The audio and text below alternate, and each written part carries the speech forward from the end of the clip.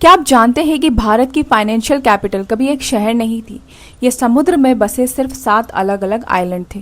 फिर एक ट्रीटी हुई, एक रॉयल वेडिंग हुई, एक लीज हुआ और आखिरकार समुद्र को पीछे धकेल कर एक नया शहर बना दिया गया।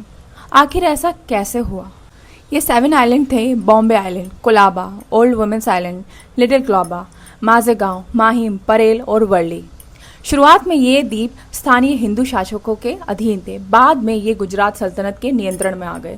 फिर 1534 में ट्रीटी ऑफ बसीन के बाद गुजरात का सुल्तान बहादुर शाह ने ये द्वीप पोर्टुगीज को सौंप दिए। इसके बाद पुर्तगालियों ने अपनी समुद्री शक्ति और राजनीतिक प्रभाव के दम पर यहाँ अपना नियंत्रण मजबूत कर लिया।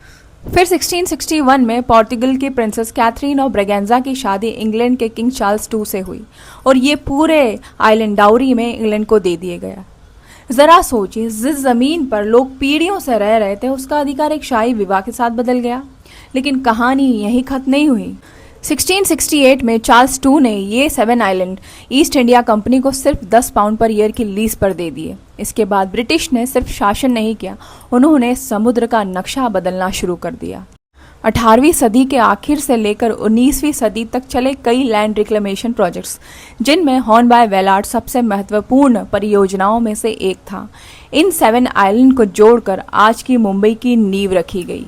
आज का मरीन ड्राइव, नरीमन पॉइंट और बेलार्ड स्टेट कभी समुद्र का हिस्सा हुआ करते थे।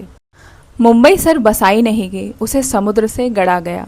इतिहास गवाह है कि कई बार बाहर से आने वाली ताकतें सिर्फ शासन नहीं बदलती, वे किसी शहर का भविष्य और उसका जियोग्राफी भी बदल देती है।